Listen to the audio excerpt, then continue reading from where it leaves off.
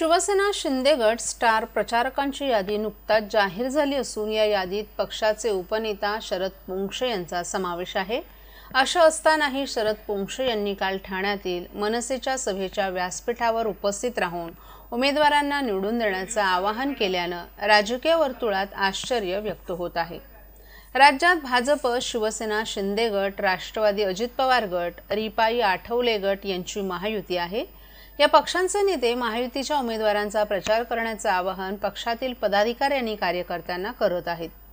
ठाणे शहर विधानसभा मतदारसंघात महायुतीतर्फे भाजपचे आमदार संजय केळकर हे निवडणुकीच्या रिंगणात आहेत। त्यांच्या विरोधात मनसेने अविनाश जाधव यांना उमेदवारी दिली आहे। जाधव यांच्या प्रचारासाठी मनसे प्रमुख राज ठाकरे यांनी काल घोडबंदर येथील ब्रह्मांड नाका परिसरात जाहीर सभा घेतली। या सभेच्या व्यासपीठावर शिंदेच्या शिवसेनेचे उपनेते आणि स्टार प्रचारक शरद पोंक्षे उपस्थित होते। इतकंच नव्हे तर त्यांनी या व्यासपीठावरून भाषणही केलं। मी जरी शिवसेना शिंदे गट उपनेता असलो, मी माझे निर्णय घेऊ शकतो। कोणालाही पक्षात घेण्याचा निर्णय जर ते घेऊ शकतात तर मी देखील या व्यासपीठावर का येऊ शकत नाही, असंही त्यांनी स्पष्ट केलं। मला फक्त महाराष्ट्र चांगला झालेला पाहायचा आहे। राज ठाकरे आणि त्यांचे शिलेदार आजारी झालेल्या महाराष्ट्राला बरे करण्यासाठी निवडणुकीच्या रिंगणात उभे राहिलेत। त्यामुळे या विधानसभेत महाराष्ट्राला बरं करण्यासाठी डॉक्टर पाठवायचे असून यासाठी जास्तीत जास्त मनसेची लोकं दिसावीत अशी माझी मनापासून इच्छा आहे। सर्वांना माझी विनंती आहे की जास्तीत जास्त हे इंजिन कसे धावेल, या इंजिनामागे एक एक डबे कसे लागतील याचा विचार केला पाहिजे। महाराष्ट्राची ही गाडी अशी सुसाट धावली पाहिजे की त्या खऱ्या बुलेट ट्रेनची गरजच भासता कामा नये, असा टोलाही त्यांनी सरकारला लगावला। सर्व महापुरुषांकडे मी प्रतिज्ञा करतो की राज ठाकरेंना बळ द्या आणि महाराष्ट्राच्या जनतेला इंजिनाच्या चिन्हावर शिक्का मारण्याची बुद्धी द्या, असं त्यांनी वक्तव्य केलं। ठाणे शहर मतदारसंघात महायुतीचे उमेदवार संजय केळकर हे निवडणुकीच्या रिंगणात असतानाही त्यांच्या विरोधी उमेदवाराला निवडून देण्याचं आवाहन शिंदेच्या शिवसेनेचे स्टार प्रचारक पोंक्षे यांनी केल्यानं महायुतीच्या नेत्यांना आश्चर्याचा धक्का बसलाय।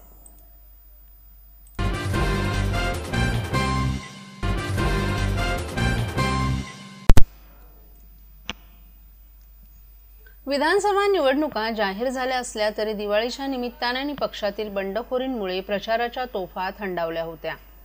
आता बहुतांश बंडखोरांनी उमेदवारी अर्ज मागे घेतल्यानं उमेदवारांनी प्रचाराला सुरुवात केली आहे। या कालावधीत कायदा सुव्यवस्था राखण्यासाठी पोलीस यंत्रणाही सज्ज झाली आहे। ठाणे आयुक्तालय क्षेत्रात शहर पोलिसांच्या बंदोबस्तांसह केंद्रीय पोलीस दलाच्या 7 तुकड्या, तपासणी नाके, भरारी पथकं तैनात करण्यात आली आहेत।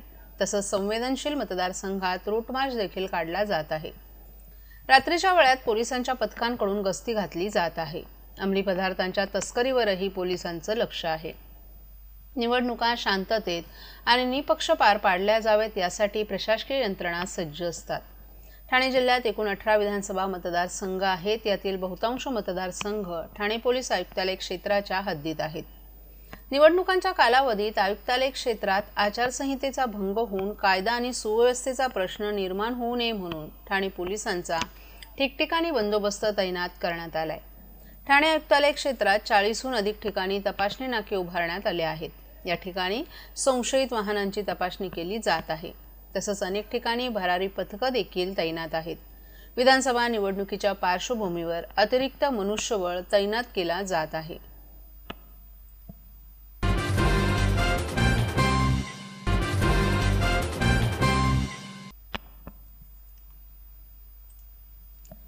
विधानसभा सार्वत्रिक निवडणूक 2024 साठी ठाणे जिल्हा प्रशासन सज्ज झाले। येत्या 20 नोव्हेंबर रोजी होणाऱ्या मतदान प्रक्रियेसाठी ठाणे जिल्ह्यातील 18 विधानसभा मतदारसंघात मतदान केंद्रांवर मतदारांसाठी करण्यात आलेल्या सोयी सुविधांचा आढावा जिल्हाधिकारी तथा जिल्हा निवडणूक निर्णय अधिकारी अशोक शृंगारे यांनी घेतला। मतदान केंद्रांवर मतदारांना कोणत्याही प्रकारच्या गैरसोयीचा सामना करावा लागणार नाही आणि मतदान शांततेत पार पडेल यासाठी प्रत्येकानं जबाबदारीने आणि गांभीर्य लक्ष घेऊन काम करण्याचे निर्देश त्यांनी सर्वांना दिले। जिल्हाधिकारी कार्यालयातील समिती सभागृहात आश्वासित सोयी सुविधांबाबतची आढावा बैठक जिल्हाधिकारी तथा जिल्हा निवडणूक निर्णय अधिकारी अशोक शृंगारे यांच्या अध्यक्षतेखाली पार पडली। यावेळी ते बोलत होते। या बैठकीस उपजिल्हा निवडणूक अधिकारी वैशाली माने, महानगरपालिकांचे नगर अभियंता तसंच ठाणे जिल्ह्यातील 18 विधानसभा मतदारसंघात मतदान केंद्रांवर सोयी सुविधांसाठी कार्यरत असलेले अभियंते उपस्थित होते।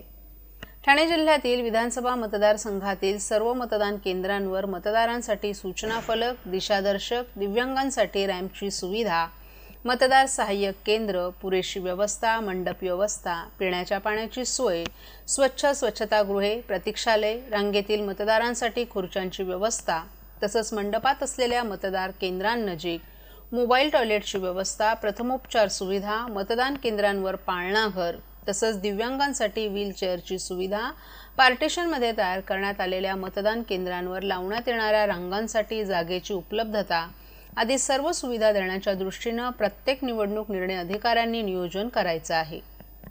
तसंच मतदान केंद्रांवर आदल्या दिवशीपासूनच जाणाऱ्या मतदान प्रक्रिया पार पाडण्यासाठी नियुक्त करण्यात आलेल्या कर्मचाऱ्यांना लागणारे आवश्यक साधन सामुग्री देखील उपलब्ध करून देण्याच्या सूचना या बैठकीत देण्यात आल्या। तसंच त्या मतदान केंद्रांवर काही अडचण निर्माण होत असतील तर त्याबाबतची माहिती तात्काळ कळवावी, त्यावर योग्य तो तोडगा काढण्यात येईल असंही जिल्हा निवडणूक निर्णय अधिकारी अशोक शृंगारे यांनी नमूद केले।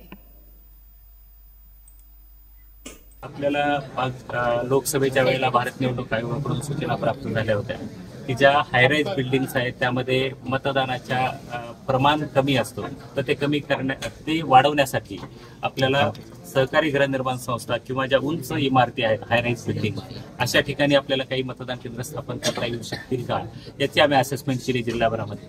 आणि आपण जिल्ह्यामध्ये हायराईज बिल्डिंग किंवा कोऑपरेटिव्ह हाऊसिंग सोसायटीमध्ये 337 मतदान केंद्र स्थापन केलेली आहे आणि 252 मतदान केंद्र आपण स्लम क्लस्टरमध्ये केलेलं आहे, जेणेकरून आपण मतदाराला फॅसिलिटेशन ॲट हायेस्ट लेवलला आपण फॅसिलिटेशन करू आणि त्यांना मतदानाला येण्यासाठी प्रवृत्त करायचा आपण प्रयत्न करतो।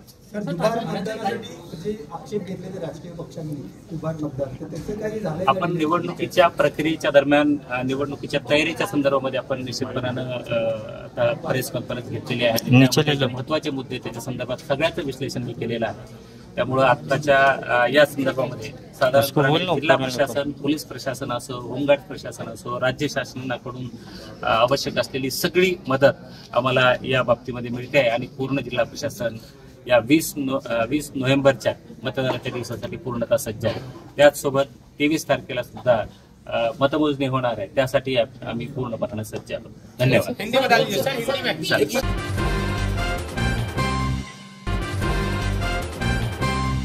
महाराष्ट्रातील भगिनींना आधार देणारी राज्य शासनाची मुख्यमंत्री माझी लाडकी बहीण योजना।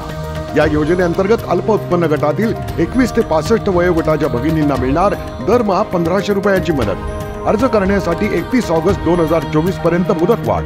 कुटुंबाचं वार्षिक उत्पन्न 2.5 लाख रुपयांपेक्षा कमी असलेल्या महिला पात्र। कुटुंबाकडे पिवळं किंवा केशरी रेशन कार्ड असल्यास उत्पन्नाचा दाखला आवश्यक नाही। पांढरं रेशन कार्ड असेल किंवा रेशन कार्ड नसेल तर कुटुंबाचं वार्षिक उत्पन्न 2.5 लाखांपेक्षा कमी असल्याचा दाखला आवश्यक। योजनेसाठीचा ऑनलाईन अर्ज नारी शक्ती दूत ॲपवरून किंवा पोर्टलवर भरता येईल। ज्या भगिनींना ऑनलाईन अर्ज भरता येत नसेल त्यांच्यासाठी अंगणवाडी, ग्रामपंचायत, वॉर्ड ऑफिस, सेतू सुविधा केंद्रामध्ये किंवा आशाताई बचत गटाच्या CRP यांची मदत उपलब्ध। आता आपल्याला अभिमानाने म्हणता येईल, सुखी आणि सुरक्षित आहे माझी लाडकी बहीण।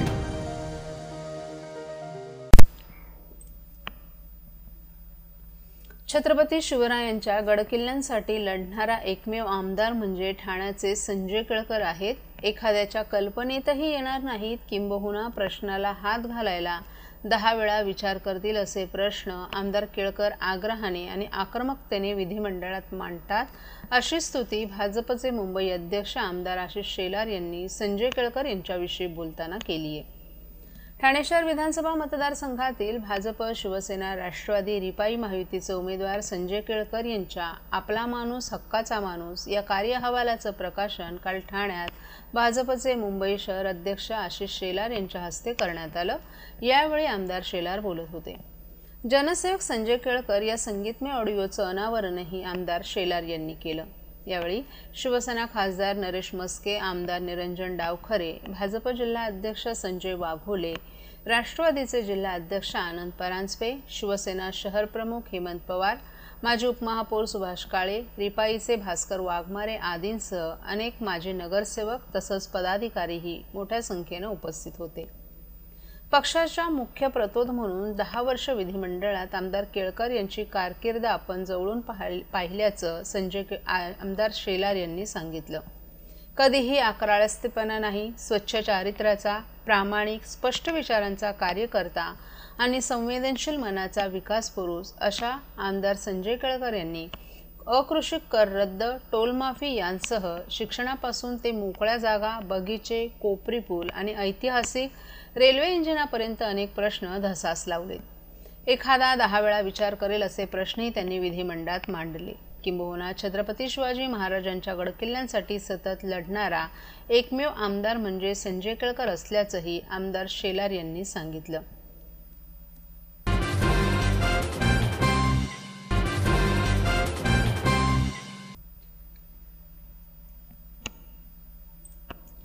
महाराष्ट्राला 10 वर्ष मागे नेऊन विकासाची वाट रोखणारे महाविकास आघाडी सरकार आणि नाकर्ते मुख्यमंत्री म्हणून इतिहासात नोंद झालेले उद्धव ठाकरे तसंच महाविकास आघाडीचे अन्य नेते यांना त्यांची जागा दाखवून देण्यासाठी भारतीय जनता पार्टीनं जंग पुकारलं असून महाराष्ट्रद्रोही, विकासद्रोही, शेतकरी विरोधी, महिला आणि युवक विरोधी महाविकास आघाडी विरोधात प्रदेश भाजपतर्फे दररोज आरोपपत्र दाखल करण्यात येत आहेत, असे भाजपचे आमदार अतुल भातळकर यांनी ठाण्यात आयोजित पत्रकार परिषदेत जाहीर केलं.